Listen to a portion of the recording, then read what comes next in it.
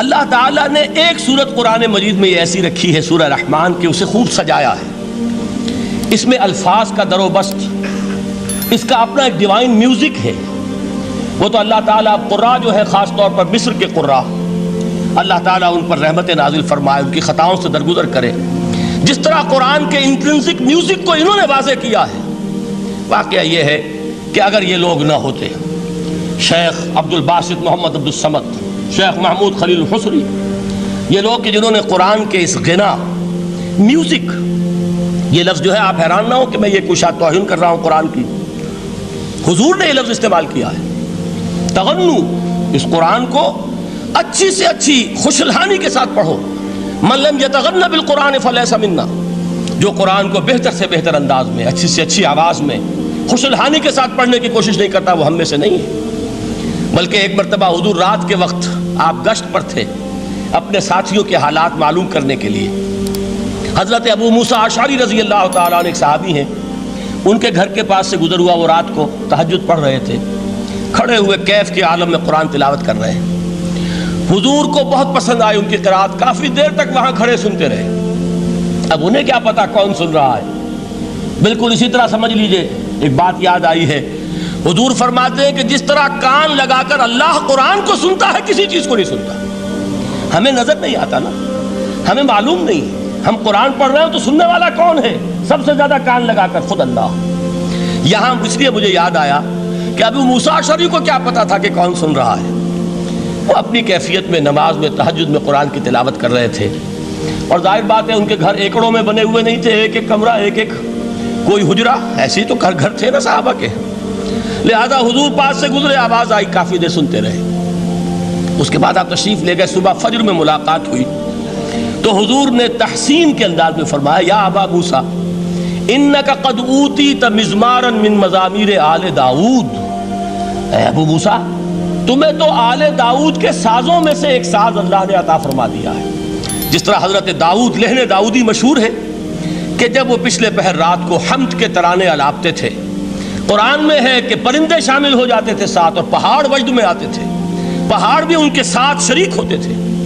تو جس طرح کا اللہ نے ان کو لہن عطا فرمایا تھا، حضور نے تحسین کے انداز میں فرمایا ہے ابو موسیٰ اشعری، اللہ نے تمہیں بھی آل داؤد کے سازوں میں سے ایک ساز عطا فرمایا. بہرحال قرآن مجید کا جو یہ میوزک ہے، قرآن کے الفاظ کا جو حسن ہے، جہاں تک حسن معنوی ہے وہ تو ہر لفظ میں ہے، لیکن یہ حسن ظاہری، حسن صوتی، حسن لفظی، یہ اپنے کلائمیکس پر آپ کو نظر آئے گا سورہ رحمان میں. لیکن قرآن میں یہ سورت اس اعتبار سے بھی ممتاز ہے، اس کی 4 آیات پر ذرا توجہ کریں گے، عجیب حقائق سامنے آئیں گے. جہاں یہ قرآن مجید کے حسن صوت اور حسن لفظی کی معراج ہے، وہیں اس کی پہلی 4 آیات میں 4 چوٹی کی چیزوں کا ذکر ہے، سب سے اونچی چیزیں. پہلی آیت کیا ہے؟ الرحمن. ایک آیت ہو گئی. رحمان کیا ہے؟ اللہ کا نام ہے. کبھی آپ نے غور کیا اللہ کے ناموں میں سب سے پیارا نام کون سا ہوگا؟ رحمان. کیوں؟ اس کا مادہ کیا ہے؟ رحمت. ہمیں سب سے بڑھ کر جس چیز کی ضرورت ہے وہ کیا ہے؟ رحمت خداوندی. نام اچھی طرح سن لیجئے اس حضور کے قول کو.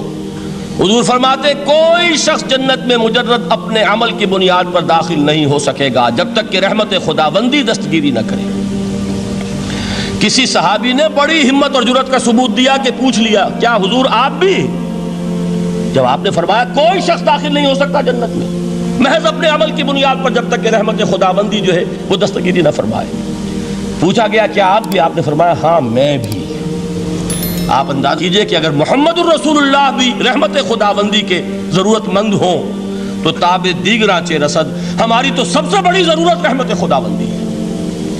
اب یہ رحمت جو ہے قرآن مجید میں اللہ تعالیٰ کی یہ شان 2 الفاظ کے ذریعے سے آتی ہے، رحیم اور رحمان.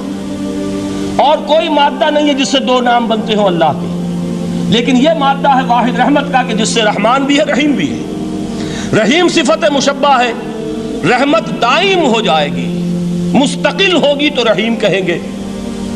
اور رحمان، اس میں رحمت کی ہے وہ شان ہے کہ جیسے ٹھاٹھے مارتا ہوا سمندر ہو، ہیجان کی کیفیت، طوفانی کیفیت، رحمت خداوندی کا طوفانی جوش.